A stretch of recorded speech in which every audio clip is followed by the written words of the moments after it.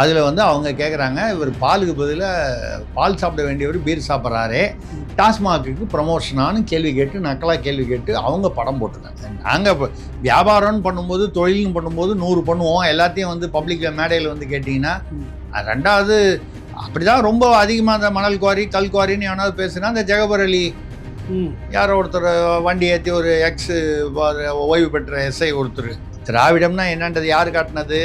நடிகர் கட்சி. அது ஒரு மினி திராவிடம். அதனால வந்து அவங்க வந்து அன்பாகவும் பண்பாகவும் ரொம்ப எப்படி பேசுகிறோமோ அப்படிலாம் வந்து நான் என்ன சொல்கிறேன், நீங்கள் அந்த முன்னால் அந்த கட்சியில் இருந்தீங்க, அவரை பற்றி நிறை குறைகள் இருந்தது, நீங்கள் ஆலோசனை சொன்னீங்க, அவர் அது ஒன்றும் சட்டை பண்ணல, அந்த வருத்தமாக இருக்கலாம்.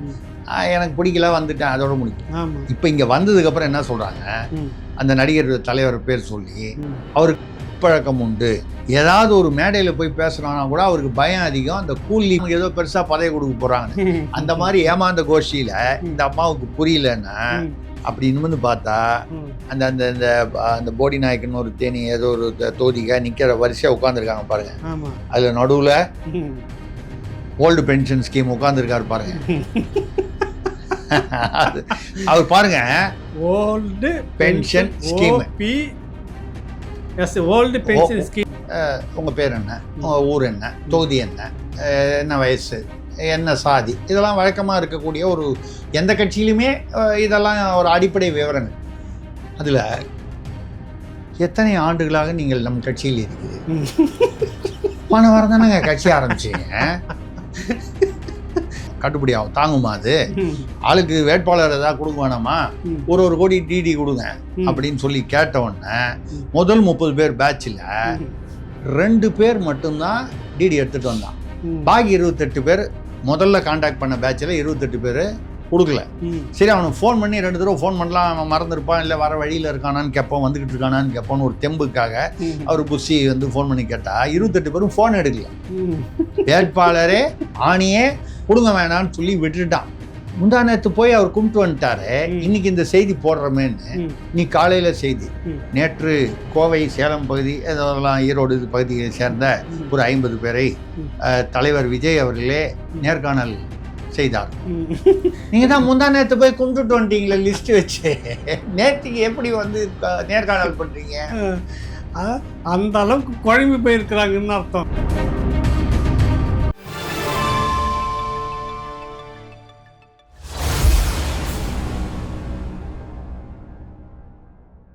அப்ப பாஜக வந்து உள்ள நுழையல, குடும்பத்திலிருந்து அதிகாரம் வந்துடணும், அதுதான் பிரச்சனை. அதுக்கு நாங்க வந்து வேணும்னா வந்து பாஜக மதவாத கட்சி இல்லைன்னு சொல்லிட்டு போறோம். 1999 சொன்னமா இல்லையா, அது மதவாத கட்சி பின்னாடி சொல்லிடுவோம்ல, சொல்லிடுவோம்ல, அது மதவாத கட்சி இல்லை. RSS வந்து ஒரு சமுதாய ஒழுக்க நெறி உள்ள சமுதாய இயக்கம், அது இருக்குதா இல்லையான்றதை விட இப்போ ஒரு பேச்சு அன்னைக்கு ஒரு பேச்சு தானே, இந்த மாதிரி பேசிட்டு போயிடுவாங்க. இந்த பேச்சுன்னு ஒன்று ஞாபகம் வருது, அந்த பேச்சை ஒட்டி ஒரு பஞ்சாயத்து. ஆமாம், சமீபத்தில் வந்து தெற்க ஒரு மந்திரி டக்குன்னு மந்திரி பதவியெல்லாம் எடுத்தாங்க, நம்ம மனோஜ். ஆமாம், பாலில் வந்து வளத்தை பார்க்கறன்னு சொல்லிட்டு வேற ஒன்றுல வளத்தை பார்த்தாங்கன்னு சொல்லிட்டு கட்சியை விட்டு நீக்கினாங்க, அதாவது ஓரங்கட்டு போட்டாரு, அப்புறம் மறுபடியும் கொடுத்துட்டாங்க. இந்த மாதிரி நடந்ததுல ஒரு விவாதத்தில் வரும்போது அப்போவே பார்த்துருப்பீங்க நீங்க. அந்த இல்ல அப்போ இருக்கும்போதே பாலில் வந்து கொழுப்பு கம்மியாக இருக்குன்னு ஏதோ ஒரு இதில் கேட்டபோது கொஞ்சம் பெண்களை கொச்சப்படுத்துகிற மாதிரி பேசினாருன்னு அப்போ ஒரு விமர்சனம் வந்தது. அது முன்னால். இப்போ என்னன்னா ஒரு தனியார் சேனல் கடைக்கோடி, அதாவது கடலை தொடும் அந்த இதில் ஊரில், அது குமரி ஊரில் அந்த பக்கம் தானே அவர், அந்த ஏரியாக்காரர் தானே, அங்கே வந்து எல்லா கட்சியும் ஒரு பிரதிநிதி வந்து மேடையில், இப்போ அது ஒரு ட்ரெண்டிங் ஆகுது இல்லை, அந்த மாதிரி எல்லாரும் வந்து பொதுமக்கள்லேருந்து, பொதுமக்கள்னால் அதில் வேறு கட்சிக்காரனும் இருப்பான், பொதுமக்கள் உண்மையான பொதுமக்கள், மாணவர்கள், இளைஞர்கள் எல்லாம் இருப்பாங்க. இதெல்லாம் கேள்வி கேட்கலாம். அவர் நம்மால் வந்து நம்ம பழைய பால், அவர் தான் இன்னைக்கு காலையில் ஒரு பத்திரிகையில் பார்த்தேன், அவர் படம் போட்டு அவர் வந்து பீர் ஊற்றி வச்சிருக்கு, பார்த்தா பீர் மாதிரி தெரியுது அதில் படத்தில் பார்த்தா, அதில் போட்டு பால் குடிக்க வேண்டியவர் பீர் குடிக்கிறாரே, இவர் என்ன டாஸ்மாகுக்கு பரமோ பண்ணாரா அப்படின்னு ஒரு பத்திரிகையில் இன்னைக்கு புகைப்படம் வந்திருக்கு. விமான நிலையத்தில் அந்த லவுஞ்சில் என்ன ஊற்றி வச்சிருந்தாரு? பீர்னு எப்படி தெரியும்? அது கலரை பார்த்து சொல்றாங்க. நாம அப்ப நம்மளும் வந்து நல்ல காரியம் ஒண்ணு பண்ணா உங்களுக்கு பிடிக்காது. எனக்கு தெரியாது. இருங்க ஏங்க, ஒரு ப்ரொமோஷன் பண்ணணும்னு நினைக்கிறோம். இது பாருங்க, ஒரு நிறுவனத்தை அந்த வளர்க்கணும், மக்கள் படத்தை எல்லாம். பார்த்து பீர்னு நான் சொல்லல, சரிங்க, அந்த பத்திரிகையில சொல்லியிருக்காங்க. சரி. அதுல வந்து அவங்க கேக்குறாங்க, இவர் பாலுக்கு பதிலா பால் சாப்பிட வேண்டியவர் பீர் சாப்பிட்றாரே, டாஸ்மாக்கு ப்ரமோஷனானு கேள்வி கேட்டு, நக்கலா கேள்வி கேட்டு அவங்க படம் போட்டிருக்காங்க. நான் அந்த பத்திரிகையில போட்டதை பத்தி நான் பேசுறேன்.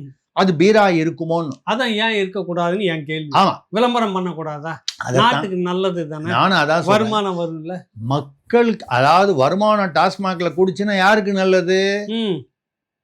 நம்ம மக்களுக்கு. நம்ம மக்களுக்கு நல்லது. அப்ப மக்களுக்கு நல்லது பண்ணதுக்காக நல்லது தாங்க. நம்மனாலே அதான் தமிழ்நாடே நம்மளுதுன்னு சொன்னதுக்கு அப்புறம் முடிஞ்சு போச்சு இல்ல. அதனால வந்து அவர் அதை ப்ரமோட் பண்றாரு. விமான நிலையத்துல அவரு போய் ப்ரமோட் பண்ணா என்ன, வீட்டுக்குள்ள ப்ரமோட் பண்ணா என்ன, அவங்க மொத்தம் ப்ரமோட் பண்றாரு.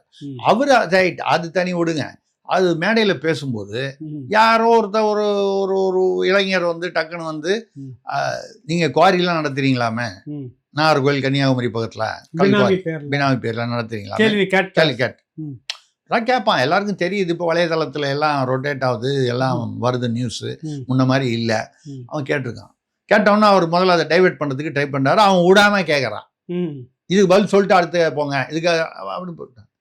உடனே கோபமாயி அவர் வந்து அவர் வந்து பேச ஆரம்பிக்கிறாரு, டைவெர்ட் பண்றாருன்னா அவன் விசில் அடிக்கிறான். அப்படின்னா அவன் எந்த கட்சியா இருப்பான்றது தெரிஞ்சுக்கலாம். ரைட்டு. நாங்கெல்லாம் விசில் அடிக்கும் போது சொல்றதுக்கே அசிங்கமா இருக்கு. இது இப்ப நம்ம பேசணுமா, நமக்கு உடனே வந்து நமக்கு ரிப்போர்ட் அடிப்பாங்க, இவங்க கொச்சையா பேசிட்டாங்க. அது ஊரறிய மந்திரி வந்து ஒரு தனியார் சேனல் மேடையில பேசியிருக்காரு, பப்ளிக்கு கொச்சை வார்த்தை. அதை நம்ம கோட் பண்ணி பேசுறோம். இதை வந்து சப்போஸ் போட்டு இந்த யூடியூப் வீடியோவை ரிமூவ் பண்ணாங்கன்னா இது அவங்களுக்கு தான் அசிங்கம்.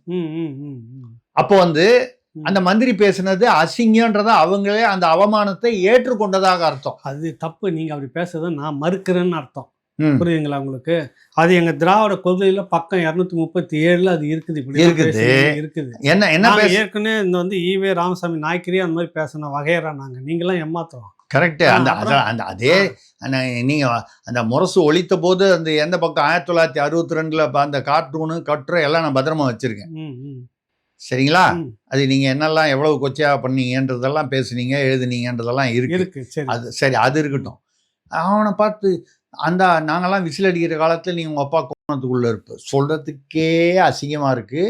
தயவுசெய்து நேயர்கள் வந்து மன்னிக்கணும். நம்ம வந்து இப்படி கொச்சையா அது வந்து அவர் சொன்னா கூட அதை மறுபடியும் சொல்ல வேண்டிய ஒரு நிர்பந்தம் வந்ததே என்பதற்காக இது வந்து பேசியிருக்காரு.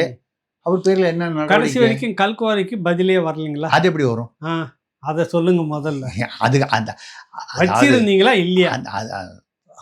வச்சிருக்கேன் ஆமான்னு சொல்லிட்டு அதுக்கப்புறம் முடிஞ்சு போச்சு. அங்கேயே அதான் அப்ப அவர் எவ்வளவு திணறி இருக்காங்க, அவர் எவ்வளவு கேள்வி எல்லாம் கேட்கலாம் போறவங்க அப்பெல்லாம் வந்து கேட்டாங்க, மனசு கஷ்டப்படும். உண்மையை ஒத்துக்கணும்னு சொன்னா எப்படிங்க? நியாயமே இல்லையே. சரி, நாங்க வியாபாரம்னு பண்ணும்போது தொழில்னு பண்ணும்போது 100 பண்ணுவோம். எல்லாத்தையும் வந்து பப்ளிக்ல மேடையில வந்து கேட்டீங்கன்னா, ரெண்டாவது அப்படிதான் ரொம்ப அதிகமா அந்த மணல் குவாரி கல் குவாரின்னு எவனாவது பேசுனா அந்த ஜெகபர் அலி யாரோ ஒருத்தர் வண்டி ஏற்றி ஒரு எக்ஸ் ஓய்வு பெற்ற எஸ்ஐ ஒருத்தர், அந்த மாதிரி எத்தனையோ நடந்திருக்கு. இல்லை இப்போ அங்கே லோக்கல்னு சொல்லுவாங்க, அந்த பகுதியில் செல்வாக்கு மிக்க மந்திரி தான் அவர். கரெக்டாக பேர் இருக்கிறது. ஆமாம், நல்லா கம்பெல்லாம் சுற்றுவார்.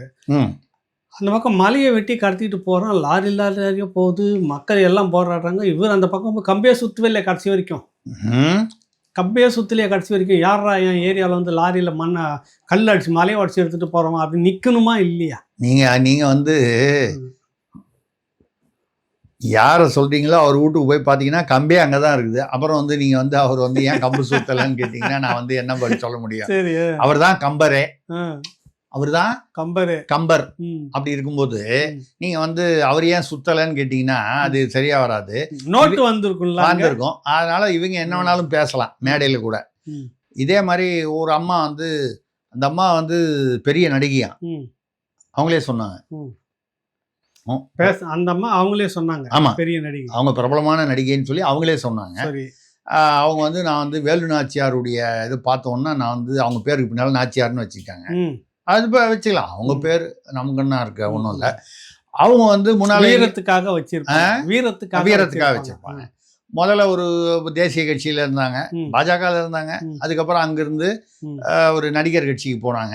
நடிகர் கட்சியில வந்து அந்த விவாகரத்து பிரச்சனை வந்த உடனே அண்ணா நீங்க இப்படி பண்ணிடக்கூடாதுன்னு சொல்லி ஆலோசனைன்னு சொல்லி ஏதோ ஒன்று போட்டாங்க.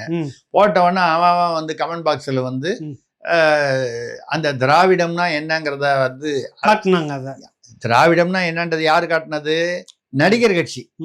அது ஒரு மினி திராவிடம். அதனால வந்து அவங்க வந்து அன்பாகவும் பண்பாகவும் ரொம்ப எப்படி பேசுறோமோ அப்படிலாம் வந்து போட்டிருந்தாங்க. சரிங்க, அதை வச்சு பாருங்க அண்ணா உங்களுக்கு டேக் பண்றேன், நீங்க இவங்க பேர்லாம் நடவடிக்கை எடுக்கணும்னாங்க. அவர் ஏன் நடவடிக்கை எடுக்க போறாரு? அதான வேலை.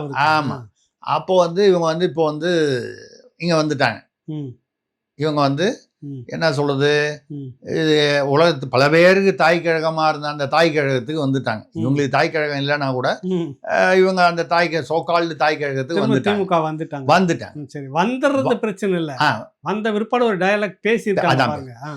நான் என்ன சொல்றேன், நீங்க அந்த முன்னால் அந்த கட்சியில இருந்தீங்க, அவர் பத்தி நிறை குறைகள் இருந்தது, நீங்க ஆலோசனை சொன்னீங்க, அவர் அது ஒன்றும் சட்டை பண்ணல, அந்த வருத்தமா இருக்கலாம். எனக்கு பிடிக்கல, வந்துட்டேன், அதோட முடிக்கலாம். இப்ப இங்க வந்ததுக்கு அப்புறம் என்ன சொல்றாங்க, அந்த நடிகர் தலைவர் பேர் சொல்லி அவருக்கு குடிப்பழக்கம் உண்டு, விசில் அடிக்கிறவர். ஆமா, குடிப்பழக்கம் உண்டு. ஏதாவது ஒரு மேடையில போய் பேசுறானா கூட அவருக்கு பயம் அதிகம். அந்த கூலிப்பா அது என்னமோ சொல்றாங்க, கூலிப்புன்னு, அது இந்த போதைப் பொருள் போல இருக்கு. அந்த கூலிப்பு சாப்பிட்டுட்டு போனாதான் அவரால் மேடையில் நின்று பேச முடியும் இப்படின்னு சொல்லி. அதெல்லாம் எப்படி இவங்களுக்கு தெரியும்? ஒண்ணு, அதெல்லாம் தெரிஞ்ச போது அங்க எப்படி இருந்தீங்க? அதான் கேள்வி. இந்த கடைசி 4 வெளியே வரும்போது தான் தெரிஞ்சுதா? அதுக்கு முன்னாடி இப்ப நீங்க இங்க வந்து சேர்ந்து இருக்கீங்கல்ல, இங்க ஒரு மனஸ்தாபம் வருது, இங்கிருந்து இன்னொரு கட்சிக்கு நாளைக்கு போக போறீங்க. அப்ப இங்க இருக்கிற இளையவரை பத்தி நீங்க என்ன பேசுவீங்க? ஆமா, அது கூலிப்புன்றது வந்து சமுதாயத்துல பரவி இருக்கு.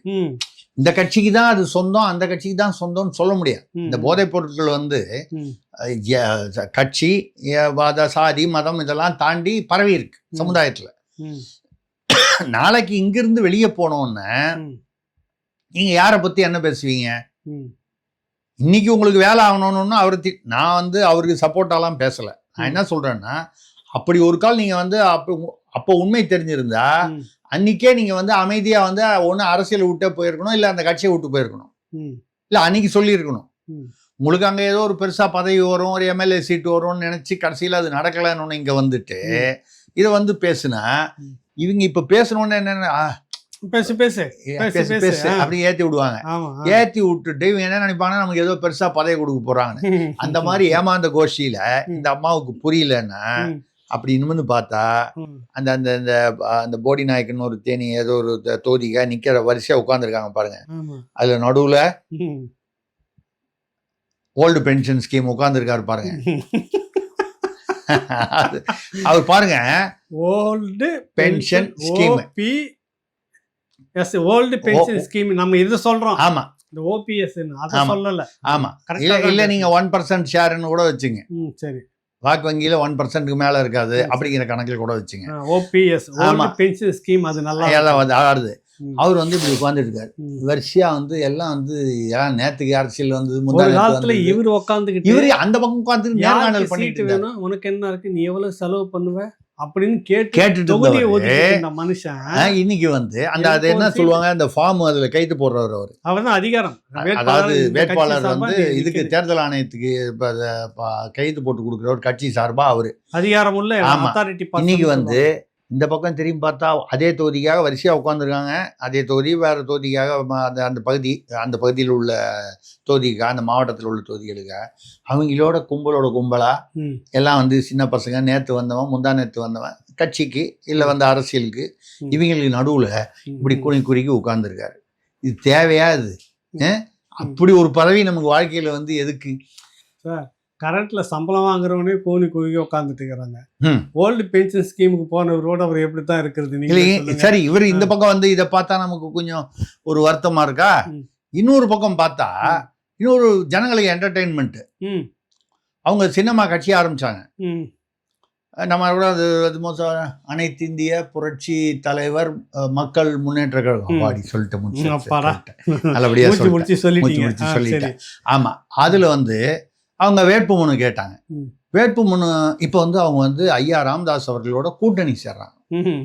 ராமதாஸ் அவர்கள் பாமக இன்னும் அது மாம்பழம்லாம் அங்கதான் சொல்லிட்டாங்க உச்ச நீதிமன்றத்துல. அதை ரத்து பண்ண மாட்டேன்னு சொல்லிட்டாங்க, தடை கொடுக்க முடியாதுன்னு சொல்லிட்டாங்க. கேஸ் நடக்குது, அது ரைட், அது கோர்ட்டு சமாச்சாரம். முடியறதுக்குள்ள தேர்தல் முடிஞ்சு எல்லாம் வந்துடும். இல்லை, அவங்க சொல்லிட்டாங்க இதுக்கப்புறம் ஃபர்தரா வந்து இது இந்த சமாச்சாரம் வந்து தேர்தலுக்கு அப்புறம் தான் முடிவுன்னு சொல்லிட்டாங்க. அப்போ தேர்தல் வரைக்கும் மாம்பழமும் இவருக்கு இல்லை, அந்த பாமகன்ற பேரும் இவருக்கு வர்றதுக்கு வாய்ப்பு இல்லை. சரிங்க. எதுல நிக்க போறாரு, என்ன பேர்ல நிப்பாரு, எந்த வகையில் அது தெரியல. கூட்டணி ஒப்பந்தம் நேற்று கையெழுத்தாயிருக்கு சின்னம்மா கட்சியோட. இந்த பெரிய கட்சி இருக்கு பாருங்க. சரி, இது இது இது நமக்கு ஒண்ணு, அதாவது ஆதரவற்றோர் கழகம்னு வச்சிருக்கலாம், பேசாம அதுக்கு வச்சிடலாம். ஆதரவற்ற ஒதுக்கி ஆதரவற்ற நிலையில் இருப்பவருக்கு கட்சி. ஒரு பாட்டுல வரும், ஒதுக்கப்பட்டவர்கள் சார்பாக கேட்கிறேன் உரிமை, ஒடுக்கப்பட்டவர்கள் சார்பாக கேட்கிறேன் உரிமை, உரிமையே உரிமை. ஒரு பாட்டுல சிவாஜி கணேசன் படத்துல ஒரு சொல்லாதே யாரும் கேட்டால் எல்லோரும் தாங்க மாட்டா. அப்படிதான் இருக்கு, அப்படிதான் இருக்கு. யாரும் இதை பார்த்தாலே வந்து நமக்கு சிரிக்கிறதா அழுவுறதான்னு தெரியல இந்த நிலைமையை பார்த்து. இதுல இன்னொரு ஜோக் சொல்லிடுறேன், நீங்க வந்து அதனால ஹார்ட் அட்டாக் வந்துட போது பத்திரமா பாத்துங்க. இல்லைங்க, ஏற்கனவே வந்து சொன்ன நம்ம பார்வையாளர்கள் நினைச்சுவாங்க எதுவும் கொஞ்சம் சிக்கலா தான் இருக்குது. இல்ல கொஞ்சம் உங்களுக்கு சீனியர் நானு, அதுல ஏதாவது வேணா உங்களுக்கு வந்து ஆலோசனை தருவேன். அதனால ஒண்ணும் இல்ல, பயப்படாதீங்க. எதையும் தாங்கும் இதயம் நம்ம வந்து கரெக்டா வச்சிருக்கோம், நம்ம அது ரொம்ப வருஷமா வச்சிருக்கோம். ரைட். ஆமா, என்னன்னா அவங்க வேட்புமனு கொடுத்தாங்க. இந்த விருப்பமனு இந்த விருப்பமனு 234 தொகுதிக்கும் சேர்த்து 51 பேர் போட்டிருக்காங்க. நமக்கு என்ன கேள்வின்னா, இந்த 51 பேர் யாரு, ஏன் இவனுக்கு என்ன ஆர்வம்? அப்படி 51 பேர் தான் வந்துச்சே, நம்ம வருத்தப்படல. வந்து கொடுத்தாங்களா இல்ல கொடுக்க சொல்லி அப்படி சுத்தி வர்றதுக்குல அப்படி வந்தாங்களான்னு ஒரு கேள்வி. இல்ல, அவங்களுக்கு தெரிஞ்ச பேரு கன்சாமி, முன்சாமி, ராம்சாமி அப்படின்னு சொல்லி ஒரு 51 பேர் போட்டாங்களா, இல்ல அந்த மாதிரி ஏதாவது போட்டாங்களா தெரியல. இதை விட தமாஷு, அந்த விருப்ப மனுவில் இருந்த சில அந்த படிவத்தில் இருந்த சில வாசகங்கள், கேள்விகள். இப்போ கேட்பாங்கல்ல, உங்கள் பேர் என்ன, உங்கள் ஊர் என்ன, தொகுதி என்ன, என்ன வயசு, என்ன சாதி, இதெல்லாம் வழக்கமாக இருக்கக்கூடிய ஒரு எந்த கட்சியிலுமே இதெல்லாம் ஒரு அடிப்படை விவரங்கள். அதில் எத்தனை ஆண்டுகளாக நீங்கள் நம் கட்சியில் இருக்கிறீர்கள், போன வாரம் தானே கட்சி ஆரம்பிச்சீங்க, அது என்ன, இந்திய புரட்சி தலைவர், அனைத்து இந்திய புரட்சி தலைவர் மக்கள் முன்னேற்ற கழகம் ஆரம்பிச்சது போன வாரம்.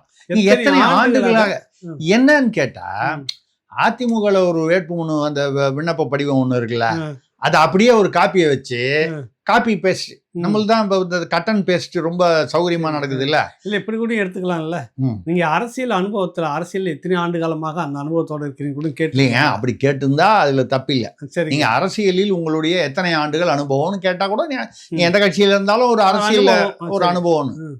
இந்த கட்சியில் எத்தனை ஆண்டுகள்? ஒரு 7 ஆண்டுகள் அப்படின்னு ஒரு போட்டிருக்கணும். ஆரம்பிச்சது 7 ஆண்டு, இப்ப நானும் 7 ஆண்டுன்னு போட்டிருக்கேன். அதாவது என்னன்னா, கட்சின்னு ஆரம்பிச்சா கூட 7 நாள் சின்னம்மாவுடைய தொண்டராக எவ்வளவு நாளா இருந்தா அப்படின்னு ஒரு அர்த்தமா வச்சுக்கால அவங்க நினைக்கலாம். ரொம்ப லாஜிக்கா திங்க் பண்றாங்க அப்படின்னு நம்ம நினைக்கலாம். இவங்க எல்லாம் இப்போ ஒரு வாரம் முன்னால கட்சி ஆரம்பிச்சு, எனக்கு வேற இன்னொரு இது வேற, பண்டுட்டியார் வேற வந்து அந்த பக்கம் தாவேகாவோட ஆதரவுன்னு சொன்னாரு. பண்டுட்டியார் ஒரு புதுசா ஒரு கட்சி ஆரம்பிச்சாரு, அதுக்கு ஒரு வாரம் முன்னால. வாரம் கட்சி ஆரம்பிக்கிறாங்க. புகழேந்தி கட்சி ஆரம்பிச்சாரு, வாரத்துக்கு 2 கட்சி ஆரம்பிச்சு அவர் இங்க அறிவாலயம் வந்துட்டாரு. ரொம்ப அனுபவசாலி, எம்ஜிஆர் கூட எல்லாம் அரசியல் பண்ணவர் பண்ருட்டி ராமசாமி. அவர் தாமேக்காக்கு போறாரு. ஏற்கனவே போன செங்கோட்டையனுக்கு என்ன கதின்னு ஒண்ணு தெரிஞ்சுக்கல அவரு. புரியுதுல உங்களுக்கு? ஆமா, இவ்வளவு குழப்பத்துக்குள்ள அந்த முடிவு இவ்வளவு தமாஷ் இருக்குதா? இதுல வந்து தாவேகால பாத்தீங்கன்னா, காலையில வந்து ஆதவர்ஜுனா அவர்கள் வந்து என்ன பண்ணாரு, 234 தோல்வி நாங்கள் தனியாக நிற்கிறோம். ரைட், அவங்களுடைய தன்னம்பிக்கை, அவங்க நிற்கிறாங்க, அதில் ஒன்று நமது வாழ்த்துக்கள். அதில் சொல்லிட்டு பெரம்பூரில் அவர் நிற்கிறாரு, தளபதி நிற்கிறாரு, வில்லிவாக 234 அம்மா கட்சி எத்தனை, ஐயா கட்சி 117 பிரிச்சுக்குவாங்களா? எந்த ஐயா பாட்ட பெரியவர் இருக்கிறார்ல, ராமதாஸ் ஐயா, அவங்க இன்னும் தாவேகாவோட இன்னும் அது கைது போடலையே. இவங்க 2, நீங்க சொல்றது இவங்க 2 பேருமா அந்த கட்சியில? அவங்க வந்து 117 ஆயி பூத்தா அதெல்லாம் ரைட்டு. ஆமா, ஏதோ ஒன்று வருது. கட்சியும் ஐயா பெரியவர் கட்சியும் எத்தனை தொகுதி பங்கெடுப்பாங்க? ஏங்க ஐயாவுக்கு முதல்ல கட்சி எங்கே இருக்குதுன்னு நான் கேட்ட கேள்விக்கே பதில் இல்லை. அப்புறம் கட்சியில் வந்து எந்த கட்சியில் நிற்பார், எந்த சின்னத்தில் நிற்பார், அதுக்கப்புறம் கூட்டணி எப்படி, எவ்வளோ சீட்டு, இவ்வளோ விஷயம் இருக்குது. அவர் தாவேகா விஷயத்துக்கு வந்தீங்கன்னா ஆதவர்ஜுனா வந்து 234 தொகுதியில் நிற்கிறோம். பெரம்பூரில் நான், வில்லிவாகத்தில் நான், பெரம்பூரில் தளபதி, அப்புறம் டீனரில் வந்து ஆதவ் இவர் புஷி ஆனந்த் இப்படின்னு சொல்லி இதெல்லாம் ஒரு 5-6 பேர்லாம் சொன்னார். ரைட்டு, அது அவங்க இஷ்டம், அதை பற்றி ஒன்றும் இல்லை.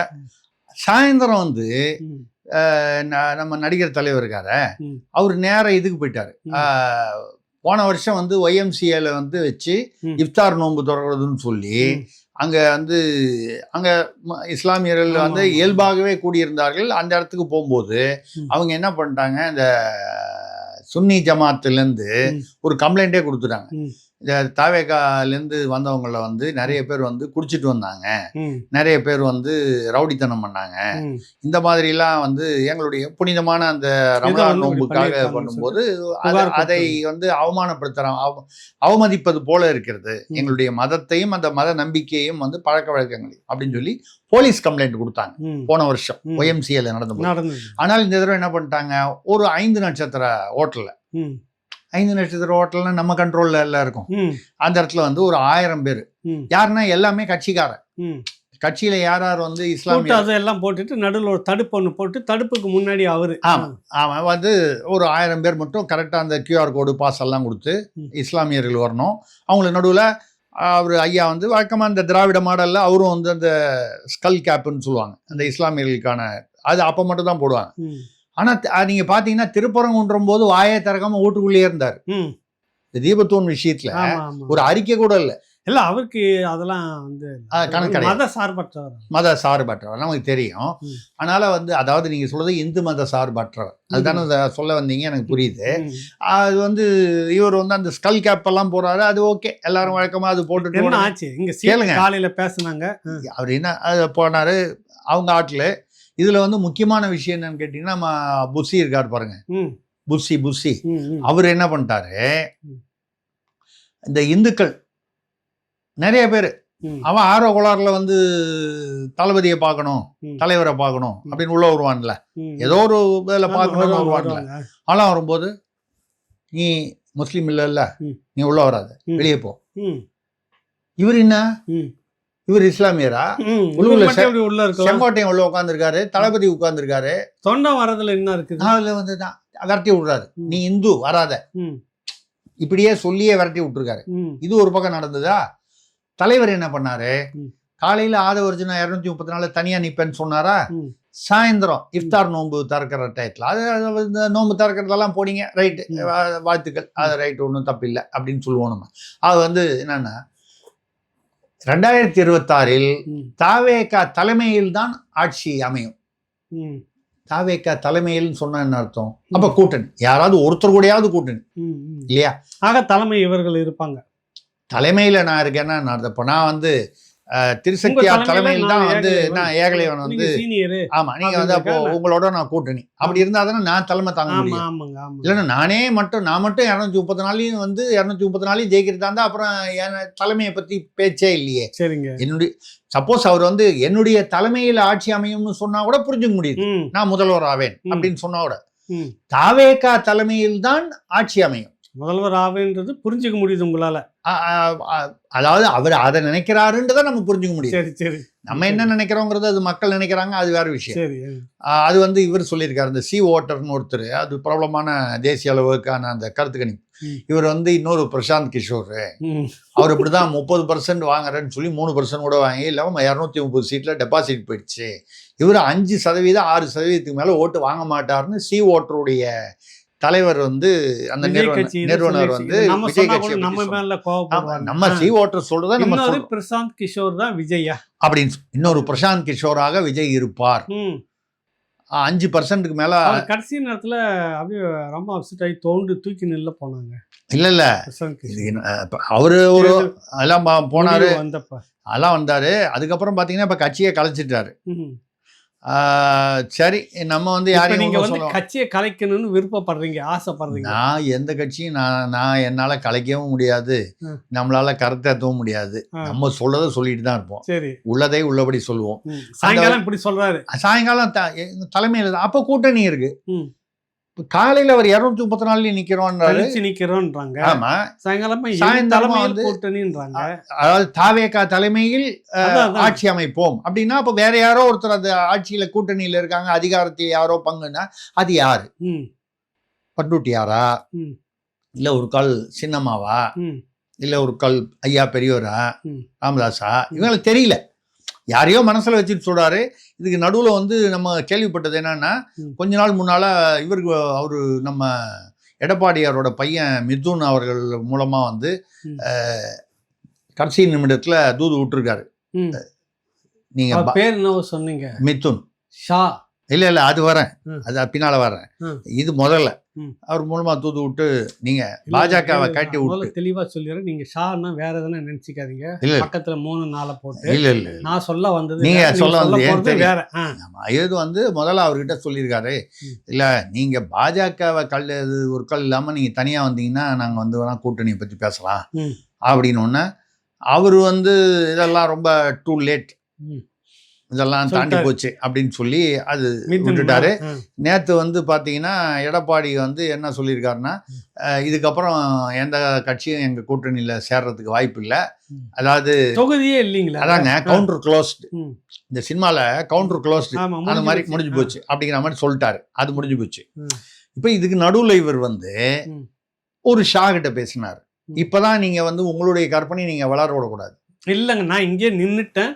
நான் இந்த எண்ணிக்கையில வருதுல 2-3 அதுக்குள்ள அது வேண்டாம் சொல்றது. நான் சொல்ல அரசியல்ல இருக்கக்கூடிய மாதிரி இன்னொரு ஷா, அவருடைய மகனும் ஒரு ஷா தானே. அப்படி வாங்க. சரி சரி சரி. அவர் மகன் ஜெய் ஷான்னு ஒருத்தர் இருக்காரு, கிரிக்கெட் வாரியத்துல எல்லாம் தலைவரா இருக்காரு. அவர்கிட்ட பேசினாரா நம்ம நடிகர் தலைவர். அவர்கிட்ட பேசும்போது அவர் வந்து என்ன சொன்னாரா, எனக்கு வந்து திமுகவும் பிடிக்கல அதிமுகவும் பிடிக்கல. யார் சொல்றது? நம்ம நடிகர் தலைவர். அவர்கிட்ட ஜெய்ஷா கிட்ட எனக்கு திமுகவும் பிடிக்கல அதிமுகவும் பிடிக்கல, ஆனால் தான் நான் வந்து கூட்டணி விஷயமா ரொம்ப, அதாவது கூட்டணிக்கு யாரும் ஒத்துக்கல,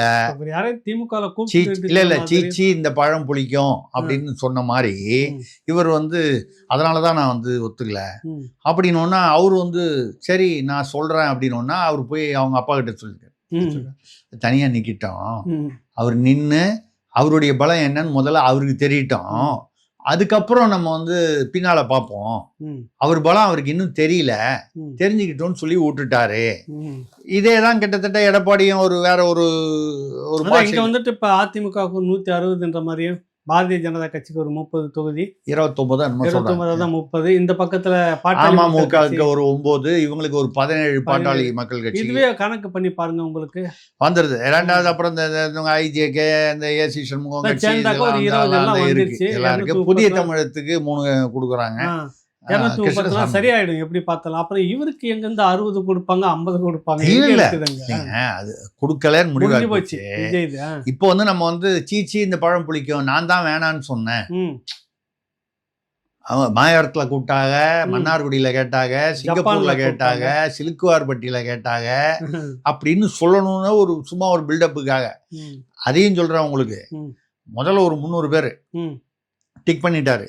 அவங்க அடுத்த லெவலில் உள்ள நிர்வாகிகள்லாம் வந்து டிக் பண்ணி ஏதோ வேட்பு மனுலாம் வந்து எதிர்பார்த்த அளவுக்கு வரல. 50,000 பேர் வாங்கிட்டு போனால், ஆனால் வந்து 4,700 தான் திருப்பி வந்துச்சு. அதில் ஏதோ ஒரு டிக் பண்ணி ஒரு 300 பேர் வந்து இதில் 234 பேரை நீங்கள் செலக்ட் பண்ணுங்கன்னு சொல்லி அவர் தலைவர்கிட்ட கொடுத்துட்டாங்க, தளபதிகிட்ட. அவர் வந்து வாங்கி என்ன பண்ணார், சரி முதல்ல ஒரு 30 பேருக்கு வந்து கூப்பிட்டு ஆளுக்கு 1 கோடி டிராஃப்ட், டிமாண்ட் டிராஃப்ட் 1 கோடி ஜெயிச்சுட்டு நாளைக்கு ஓடிடக்கூடாது இல்லை. ஆமாம், இல்லை ரெண்டாவது தேர்தல் செலவு வேணும்ல. ஏன்னா இப்போ வந்து என்ன சொல்கிறாங்கன்னா, அவர் எதிர்பார்த்த மாதிரி வெளியிலேருந்து பணம் வரும்னு எதிர்பார்த்த இடம் எல்லாத்தையும் வந்து அங்கே அந்த ஆள் உட்காந்துருக்காரு நம்ம பெரியவர்.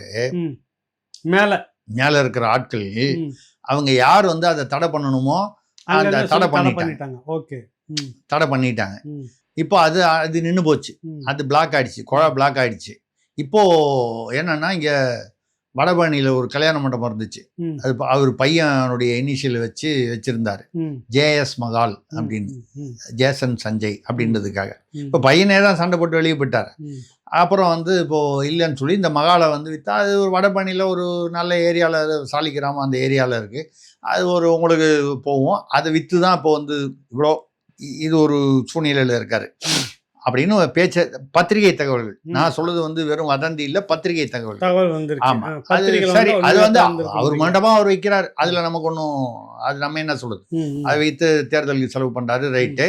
அந்த மாதிரி பண்ணும் பொழுது இவங்க வந்து முதல் 30 பேர்ல வந்து, தம்பி இதை மட்டும் விற்று, இந்த மண்டபம் மட்டும் விற்று தேர்தலுக்கு, இவ்வளோ பெரிய தேர்தலுக்கெல்லாம் தனியாக நின்று கட்டுப்படி ஆகும், தாங்குமா அது?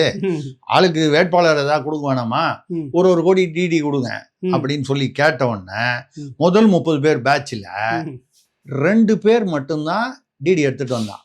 பாக்கி 28 பேர், முதல்ல கான்டாக்ட் பண்ண பேட்சில் 28 பேர் கொடுக்கல. சரி, அவனுக்கு ஃபோன் பண்ணி 2 தடவை ஃபோன் பண்ணலாம், அவன் மறந்துருப்பான், இல்லை வர வழியில் இருக்கானான்னு கேட்போம், வந்துக்கிட்டு இருக்கானான்னு கேட்போன்னு ஒரு தெம்புக்காக அவர் புஷி வந்து ஃபோன் பண்ணி கேட்டா 28 பேரும் ஃபோன் எடுக்கல. வேட்பாளரே ஆணியே கொடுங்க வேணான்னு சொல்லி விட்டுட்டான். நிலமா நீங்க இல்லை கேளுங்க, இது முடிச்சிடுறேன், இதை அது சொல்லி இந்த இதை முடிச்சிருவோம். சரி, என்னன்னால் இவங்க வந்து அப்போ சீட் இன்னும் யாரும் வந்து சரியா வேட்பாளரே வாங்க, பணமெல்லாம் சும்மா கொடுத்தா கொடு, செலவுக்கு நீ பணம் கொடு, நான் காசு கொடுக்குறதெல்லாம் ஆகாது. நான் என்ன அரசியல் எவ்வளோ வருஷமா இருந்திருக்குன்னா, சம்பாதிச்சிருக்குன்னா, நான் எங்கே போய் கடை வாங்குறது? கடை வாங்கி போட்டு என் கதி என்ன ஆகுது? யாரும் விருப்பம் இல்லை. சரி, இப்போ இந்த விருப்பம் இல்லைன்றது வெளியில் தெரியக்கூடாது இல்லை. முந்தா நேற்று என்ன பண்ணாரு புஷி ஆனந்த், மேல்மலையூர்னு ஒரு கோயில் இருக்கு, ஒரு கோயில், அது புகழ்பெற்ற பிரபலமான கோயில். இந்த மேல்மலையூர் கோயிலில் போய் நாங்கள் வந்து வேட்பாளர் லிஸ்ட் வச்சு கும்பிட்றோம். இந்த பேப்பரில் யார் பேர், ஸ்ரீராம் ஜெயம், ஓம் முருகா, இந்த மாதிரி தான் எழுதி இருந்ததா என்னன்னு தெரில, அது மட்டும் தான் எழுதி இருந்ததான்னு தெரில. அதை வச்சு சாமி கும்பிட்டு செய்தி வரா மாதிரி பார்த்துக்கிட்டாரு. மேல்மலையூர்ல வேட்பாளர் பட்டியலை வைத்து கும்பிட்டார். எத்தனை பேர் இருந்தது இல்லை, அதெல்லாம் தெரியாது. இப்போ ஜனங்க 234 ரெடி பண்ணி வேட்பாளரை கொண்டு போய் சாமி கும்பிட்டாங்க. சூப்பர்ப்பா அப்படி நினைக்கிறாங்கல்ல. இந்த பத்திரிகைக்காரனுக்கு இந்த ஐடியாவே கிடையாது. முந்தா நேற்று போய் அவர் கும்பிட்டு வந்துட்டாரு, இன்னைக்கு இந்த செய்தி போடுறமேன்னு. நீ காலையில செய்தி, நேற்று கோவை, சேலம் பகுதி, இதெல்லாம் ஈரோடு இது பகுதியை சேர்ந்த ஒரு 50 பேரை தலைவர் விஜய் அவர்களே நேர்காணல் செய்தார். நீங்க தான் முந்தா நேற்று போய் கும்பிட்டு வந்துட்டீங்களே லிஸ்ட் வச்சு, நேற்றுக்கு எப்படி வந்து நேர்காணல் பண்றீங்க? அந்த அளவுக்கு குழம்பு போயிருக்கிறாங்கன்னு அர்த்தம். குழம்பு போயிருக்காங்க. இது இப்படிதான் ஓடிக்கிட்டு இருக்கு. நம்ம வந்து என்ன சொல்றது, ஒரே ஒரு ஒரு நகைச்சுவை சொல்லி இதை முடிச்சிருவோம் நம்ம. சரி, அடுத்த பஞ்சாயத்து இருக்கு, நிறைய இருக்கு. ஏன்னா வந்து அதாவது ஒரு பத்திரிகையில படிச்சேன், இந்த தேர்தல் அறிவிப்பு வந்த உடனே பல ரவுடிகள் வெளி மாநிலத்துக்கு ஓடி போயிட்டாங்க. எஸ்கேப். ஆமா, தேர்தல் அறிவிப்பு வந்த உடனே பயந்துகிட்டு என்கவுண்டர் பண்ணிடுவாங்க, கைது பண்ணிடுவாங்க, ஏதாவது பண்ணிடுவாங்கன்னு சொல்லி வெளி மாநிலத்துக்கு ஓடி போயிட்டாங்க. அப்ப எந்த கட்சி அதிகமா பாதிக்கப்படும்? ரவுடிகள் ஓடி போயிட்டாங்க வெளி மாநிலத்துக்கு. அத சொல்லணுமா இங்க பஞ்சாயத்து? இல்ல இல்ல, ஒரு கேள்வி, நம்ம ஒரு கேள்வியை வந்து ரைஸ் பண்ணியிருக்கோம். இதை வந்து அடுத்த தடவை நம்ம வந்து கூடும்போது வரதுக்குள்ள பொதுமக்கள் யோசனை பண்ணி அவங்க ஒரு முடிவுக்கு வரட்டும். எந்த கட்சியில இருந்து அதிகமா ஓடி இருப்பான், காலரை தூக்கி விட்டு நான் அந்த கெத்து, நான் தான் இது அப்படின்னு சுத்திட்டு இருந்தவங்க யாரு போய் எல்லா இடத்துலயும் மாமூல் கேட்டு இருந்தது யாரு? ஆமா, பட்டியல இருந்துட்டு போலீஸுக்கு சவால் விட்டு இருந்தது யாரு? ஆமா ஆமா, காவல்துறைக்கே வந்து சவாலா இருந்தது யாரு? பார்த்துட்டு இருப்பாங்க. பார்த்து எமர்ஜென்சி வரைக்கும் நீ ஒரு ஆட்டம், எமர்ஜென்சி வந்து போடுறா லிஸ்ட தூக்குடா அப்படின்னு இருந்தாங்கல்ல. அதனால இப்ப வெளி மாநிலத்துக்கு ஓடிட்டாங்க அப்படின்னு சொன்னா எந்த கட்சியிலிருந்து அதிகமா ஓடி இருப்பாங்க அப்படிங்கிற அந்த கேள்வியை நம்ம வந்து மக்கள் முன்பாக வைக்கிறோம். அடுத்த பஞ்சாயத்துல இதை பேசுறோம். அதுதான். மிக்க நன்றி. வணக்கம். வணக்கம். வணக்கம் ஐயா.